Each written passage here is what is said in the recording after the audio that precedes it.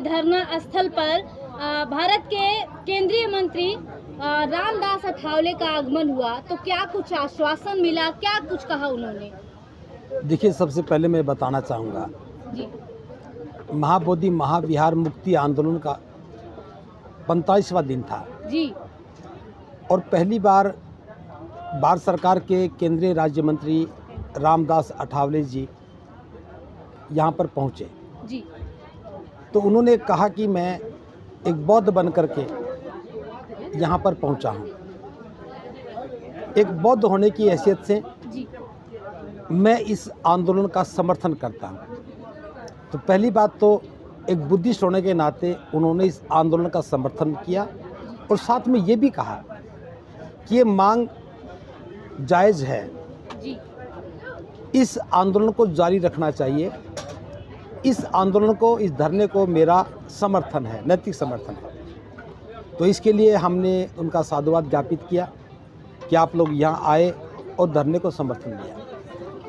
साथ में उन्होंने ये भी कहा कि वे इस बात को, इस बीटी एक्ट को निरस्त करने की बात को केंद्र सरकार के सामने भी रखेंगे और बिहार सरकार के मुख्यमंत्री नीतीश कुमार जी से भी इसके बारे में चर्चा करेंगे, जो आज उनको वहाँ जाना है और संभवतः चले गए होंगे।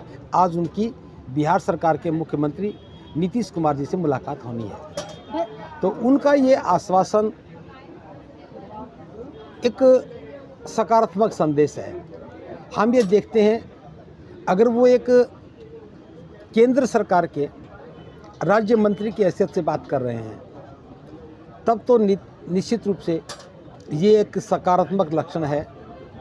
और यदि वो व्यक्तिगत ही बात करते हैं, तब हमारे लिए ज़्यादा खुश होने की बात नहीं है, क्योंकि हम जानते हैं कि इस केंद्र सरकार हो या राज्य सरकार हो,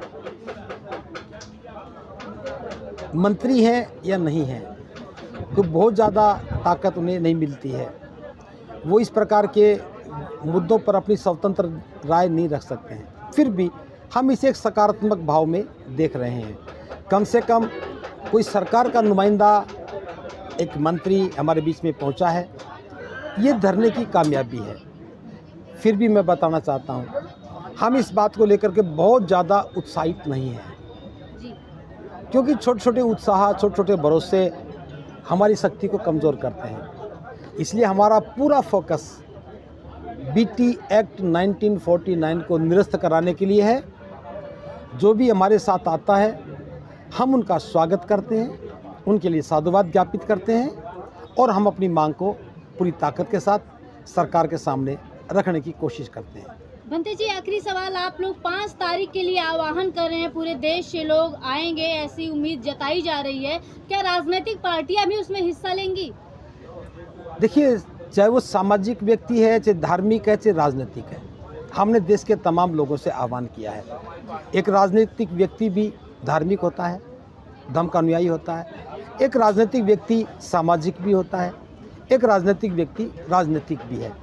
अंततः वो समाज के हर अंग से जुड़ा रहता है, वो समाज का प्रतिनिधित्व करता है। चाहे किसी भी पार्टी में रह कर के वो राजनीति करता है, लेकिन समाज का प्रतिनिधित्व करता है।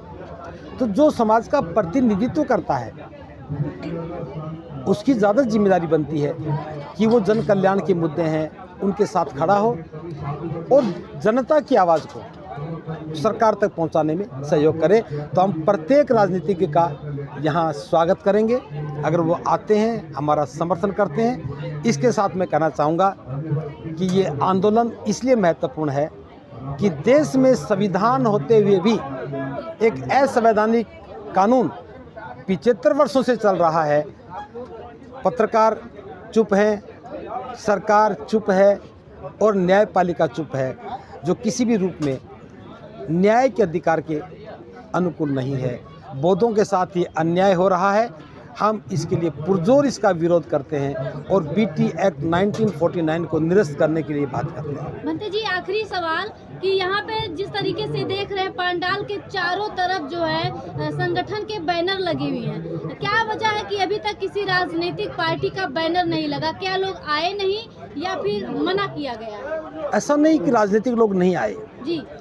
राष्ट्रीय जनता दल के पूर्व स्पीकर, विधानसभा के स्पीकर यहाँ आ चुके हैं, राष्ट्रीय जनता दल के विधायक यहाँ आ चुके हैं, पूर्व मंत्री भी आ चुके हैं। अब राजाराम आनंद जी बसपा सरकार में पूर्व राज्य मंत्री थे, वो आज भी आए हुए हैं। धर्मप्रकाश भारती जी जो बसपा सरकार में एमएलसी थे, वो भी आज यहाँ कल के यहाँ आए हुए हैं, पहले भी आए हैं। और रामदास अठावले जी वर्तमान सरकार में, केंद्र सरकार में राज्य मंत्री हैं, वो भी यहाँ आए हैं। तो ऐसा नहीं कि राजनीतिक नहीं आ रहे, राजनीतिक आ रहे हैं, इस बात का समर्थन भी कर रहे हैं, सहयोग भी कर रहे हैं। और भी कोई आएगा वो भी आ सकता है। तो उसका बैनर क्यों आपने पूछा बैनर क्यों लगा? बैनर हमने कोई नहीं लगाया। जो संगठन आता है अपना बैनर लेके आता है, हमारे साथ बैठता है, धरने में शामिल होता है और अपना बैनर लगा करके अपनी उपस्थिति दर्ज करवाता है। अभी तक जो राजनीतिक आए वो बिना बैनर के आए तो नहीं लगा। और दूसरी बात ये भी है, राजनीतिक पार्टी के बैनर से हम भी इसलिए परहेज करेंगे, कभी कोई ये ना समझे कि एक राजनीतिक दल के लोग हैं, क्योंकि संगठन तो सामाजिक हैं। किसी भी संगठन का कोई राजनीतिक दल नहीं होता, किसी भी धार्मिक संगठन का कोई राजनीतिक दल नहीं होता। तो इस धरने को कोई एक राजनीतिक एंगल से देखे, इसके लिए भी हम थोड़ा सा सजग हैं कि किसी पार्टी विशेष का कोई बैनर यहाँ पे ना लगे। कोई भी किसी पार्टी का व्यक्ति समर्थन कर सकता है, लेकिन किसी एक राजनीतिक पार्टी का बैनर लग जाए तो सभी लोग संदेह से देखने लगेंगे, इसलिए हम लगा रहे हैं। आपने इस बात को जन जन तक पहुंचाने के लिए अपने प्रयास किया, इसके लिए आपके इस चैनल का बहुत बहुत साधुवाद, सबका मंगल।